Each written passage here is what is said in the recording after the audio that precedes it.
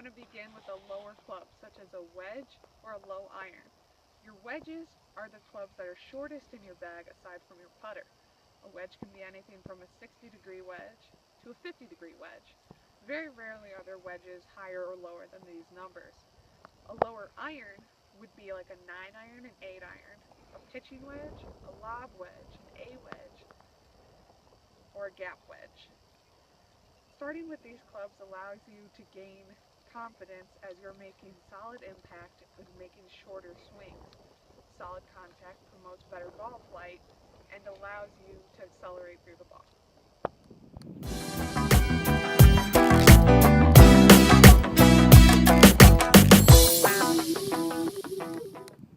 While warming up, a good drill to use is the towel drill, where you place a towel across your chest and under both of your arms. Another substitute for this is taking a head cover, whether it be small or large, and placing it under your front arm. While doing this, while swinging, you want to avoid the head cover from dropping. Same thing with the towel. As a last resort, you cannot use a head cover or a towel, but you can pull up the front of your shirt and then close your arm. The goal is to keep that part of your shirt intact under your arm throughout your entire swing. With the towel drill, by keeping the towel under both of your underarms, you are creating a controlled swing. This also promotes a shorter swing, which helps increase your contact.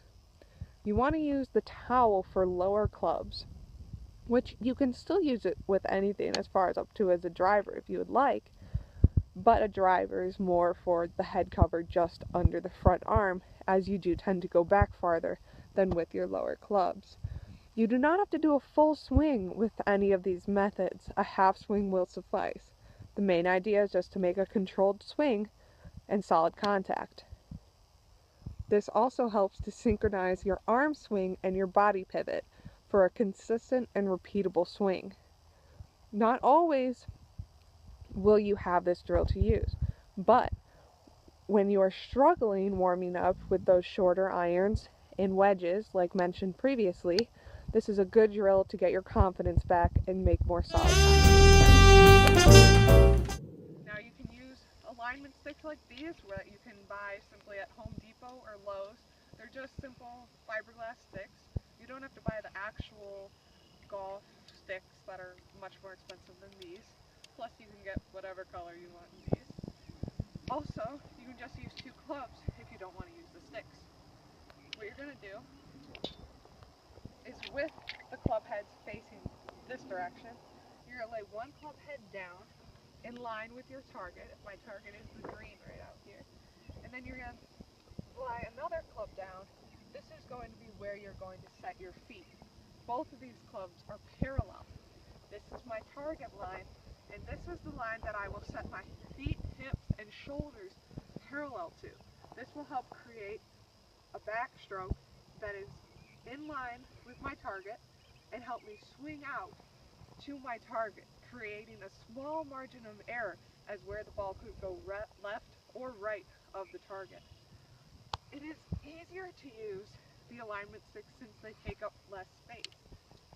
It's really personal preference what you enjoy looking at the most or what helps you practice better. So taking the alignment sticks now, you do the same thing. You're line up one with your target and one with where you're going to put your feet at address. You're going to take your grip, set the club head down first. You want to be sure that the club face is aimed parallel to your target line. Your feet are parallel along with your hips and your shoulders. And then once you're ready, you're just going to swing back along that line and feel as if you come down and continue swinging out along that same line, like this.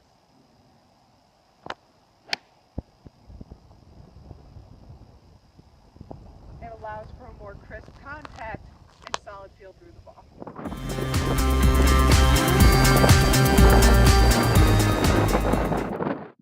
One of the most powerful shots in golf is a draw. That is when the ball moves right to left. When we were hitting here, the ball would go out to the right and come back to the left. Now it is not a hook. A hook is an aggressive right to left move. covers a lot more distance horizontally than you would like. With a draw in the swing, what you want to do is feel like you swing in to out. This creates the spin on the ball that it needs to move right to left. One of the things that you can do is focus on hitting this quadrant of the ball right here. That way when you're swinging out, you're creating that right to left spin.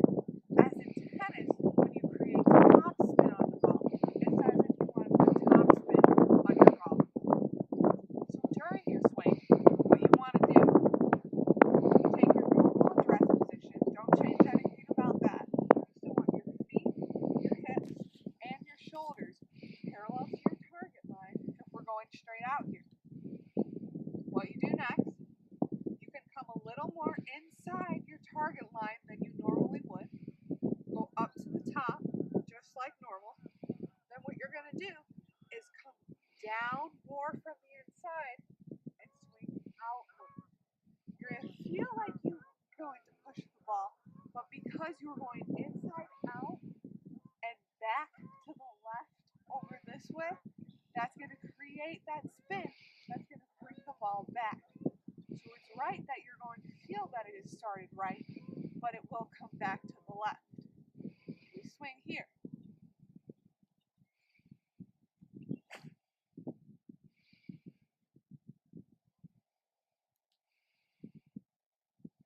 Ball had the proper spin, so it moved from right to left. This is a very useful shot and is proven to go the most distance out of any. But if somebody's just starting out with golf, it's really important to get some good instruction so they don't spin their wheels and practice doing the wrong things, because that can happen. But I think after good instruction, it's really important to spend an enormous amount of time on the range.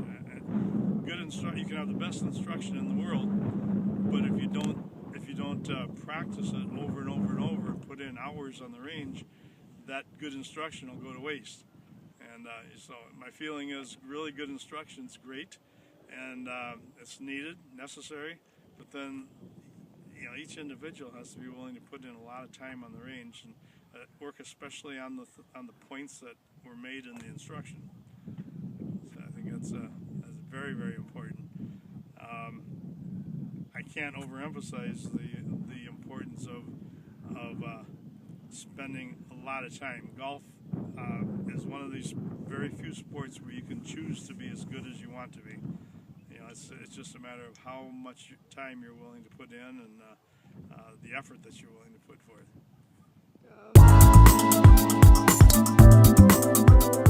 A few tips for driving when you first set up is to take your grip and set up with the ball position slightly forward off the inner part of your front foot. You should lean slightly to the right with your upper body tilted back.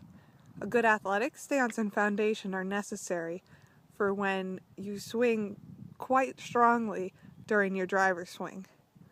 Another thing you want to be sure is that you set your body lines, your shoulders, hips, and knees and feet parallel to the target line. This will help you turn back straighter and promote a straighter ball flight. As far as your turn and motion while driving, you never want swaying in your backswing. This causes movement off the ball and makes it difficult to make the downswing. Instead, you're going to set up and replace it with a body turn. This allows for a faster downswing and you can make better contact. You want your left shoulder turned back behind the ball in a full turn and load into your right side. Don't simply twist your body. You want to wind and feel it in your core. Now that you're at the top, the weight shift is very important. The right shoulder stays back, allowing the club to drop inside as you start down. Keeping your back facing the target longer in the downswing with the club dropping inside allows you to swing out to the ball. Let your arms release and square the club face. Don't let your body stop turning. You want to turn hard and left as you are shifting to your left side as your weight starts down. Your chest points to the ball as you do this shift. Go ahead and swing.